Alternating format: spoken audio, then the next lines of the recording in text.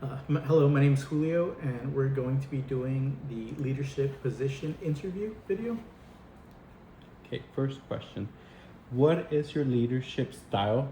Can you give a few examples of this in action?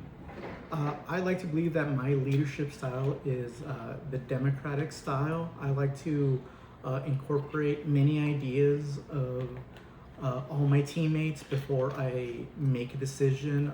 It's very important because every teammate has unique feedback to give. Not one answer is always the same. And it's best to take a piece of every person and make an informed decision using all of that. When I was working in EMS, I like to get feedback from my care team. I like to ask them, what do you think is going on? What do you think is going on? We like to piece together, try to solve the puzzle before I start an intervention. Okay. Tell me a time when you faced conflict or disagreed with a coworker or leader. The time I faced conflict with a uh, leader or coworker would be, again, working in EMS. Um, a lot of coworkers like to pull rank because you're a new medic starting out. They don't take your feedback seriously. There was a time when a senior medic, we had to work on an ambulance together, and he did not take my input together whatsoever. And I told him, hey, I am able to provide. I have the same knowledge as you. And he would just look at me as like, you're nothing. You have nothing to contribute until you get at least a year in service. But there was a time where he actually needed the help, and I stepped in and I showed him how to do it correctly, and he actually took it seriously. He's like, you know what, this guy actually has something to provide to this team, and that's a good way to solve that conflict. Tell me a time when you were faced with a problem and successfully solved it. Another time I had an issue was with a firefighter. We would be on scene, and the firefighters like to believe they're the top dogs of the situation, and that's not true. We all have the same training, we have everything, but they believe since they have fire training, they're better than the medical side, the ambulance, the county drivers. And we walk into a call, and the first thing he does is, hey, just hold back, let me handle this. And I didn't like that. I was like, hey, let me help you, let me do what I can. And he said, no, I got this, me and my team can handle this. And I had to pull him aside, even though it was with the patient. I was like, listen, we can work together and we can get through this faster if we just cooperate and we collaborate. That's another good style, is collaboration. Teamwork makes the dream work. And he said, okay, let's try it. Let's try it your way. You work on your half of the patient here, and I'll work on my half, and we'll meet in the middle. And luckily, everything worked out perfectly. We were able to transport the patient, and it was a positive patient outcome at the end of the day. Tell me a time you faced a staffing shortage, either from a leadership or employee situation. What were your actions related to being understaffed? Um, like many jobs, understaffing is a huge issue, especially in working in 911. When there's low levels of ambulances, we're not able to respond to a lot of calls, which means that people who have worked 12-hour shifts already are mandated to stay longer until levels of ambulances rise above to clear them. So it's very frustrating. In situations like those, if I'm already 8 hours into my shift and another team is 12 hours and they have to stay longer, I would try to clear my calls a little faster. Once we're at the hospital, we transfer patient care. I would try to do my paperwork as fast as I can, and try to get back in service so we can have enough levels to provide proper staffing. Another thing I like to do is if a crew that's already been out for 12 hours and they get another call, and if I'm free with my crew, I would jump in. Hey, can I take that call for them? And usually that works out a lot because once I take that call, levels will rise up and they're able to go home, so they don't burn out as easily. What is your strategy to retain employees and maintain morale on the unit? Strategy to maintain employees is I want to keep open communication. I want them to let me know what is going on. How can I better help you so that you don't burn out? I also want to incorporate, celebrating successes to increase the morale because we all know in the healthcare field, burnout is very common, especially in short staffing situations. I would like to communicate them, let them know, hey, come talk to me. What's going on? If there's anything I can help you with, let me know, and I will try my best to make it happen. So that increases morale, that increases trust, and overall, that's what we want at the end of the day. We want a happy team to be caring for these patients.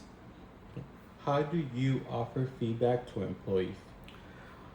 I offer constructive criticism back, but in a good way.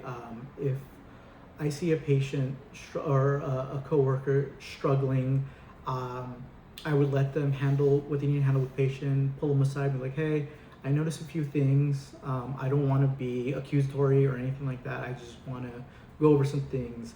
And I would let them know, hey, like maybe you could work on this and work on this. And if you need help, I'd be glad to help you out with anything. If they are still struggling, we can move up the chain. We can say, hey, we can get educational classes for you. In no way I'm saying this is completely wrong. I'm just saying we can do it in a better way for the patient. Give an example of how you embrace cultural differences and diversity in your team. Okay. I embrace cultural diversity by making sure we have an inclusive team. We want to make sure everyone speaks their mind. Everyone comes from different backgrounds, different cultures, and it's always fun to know where they come from. And when it comes to patients, if there's a patient that has a different culture that I'm not familiar with, I would go talk to a coworker that's more familiar with the situation, and I'd like to stand in there so they could educate me so I know how to provide adequate respect to the patient. I know there's some cultures where making direct eye contact is seen as disrespect, and knowing that ahead of time, that's something that's good to know with our culturally diverse patients and especially our team. And it's also good when we're talking about patients, I want to hear their take on it. If there's something else that we can do differently, keeping the culture in mind, I would love to hear it because again, at the end of the day, we want to make sure the patient is satisfied with their care. How would you approach an underperforming employee? An underperforming employee, okay, it's similar to the previous question. I would, approach them, not accuse them of anything. I just want to make sure, we want to get behind what's going on. Why are they sort of falling behind? There could be things that are happening in their personal life that could be affecting their work life. And if they need a couple of days off, that I'm more than understanding to accommodate that, because if they start making mistakes because their personal life is bleeding into their professional life, it could lead to negative outcomes. If it's something due to skill, we can provide educational classes. We can pair them up with educator nurses that are able to teach them the skill and then shadow them when they provide skill and give real-time feedback on it, on different things they can do to improve until we get that skill right where we want it. How would you approach an angry client? First, I want to make sure I approach them in a calm and professional manner. I want to make sure that we get to the problem.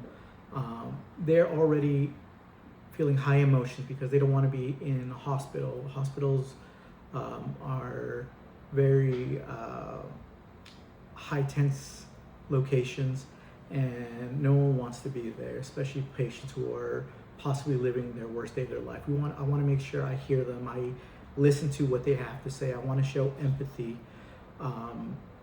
get to the bottom of it, and how to effectively solve their issue. And at no point will I ever raise my voice.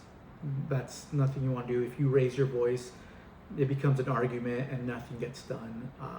Again, calm tone, professional matter. If I'm not able to answer their questions, I know I can find someone that can answer the questions for them. How do you commit to professional development? Provide an example. I commit to professional development because I don't like being complacent. I want to go further wherever I'm at in my current position in my career. Similar to being when I first got my EMT license, I said, what can I do better? How can I go above and beyond this? So I got my medic license. Same thing with that. I wanted to become a nurse because I wanted to be better. And in the position, if there's different classes I can take to be a more effective leader, or if I can do my job more effectively, I will take those classes. I will talk to the necessary people to get that ball rolling, so I do not become complacent, because the complacency, once you become complacent, things start to happen, negative things, because you become so used to this routine, and you never want that in the medical field. What would you do if you were presented with a process improvement project with ambiguous directions? If I was given ambiguous directions, I would go to the person that handed me assignment and I want a clarification, because I don't want to start a project or an assignment blindly. That's how people get hurt. That's how things get missed. I would go there, let them know, hey, this is what I understood of the assignment. I need some clarification. Are you able to meet with me one-on-one so we can discuss these, and I can just provide feedback on certain things that I just want clarification on. Once I have that, I will do more research before starting the actual assignment, because I want to make sure that it is done perfectly, to make sure we get the outcome needed for the patient or the assignment or whatever was assigned to me.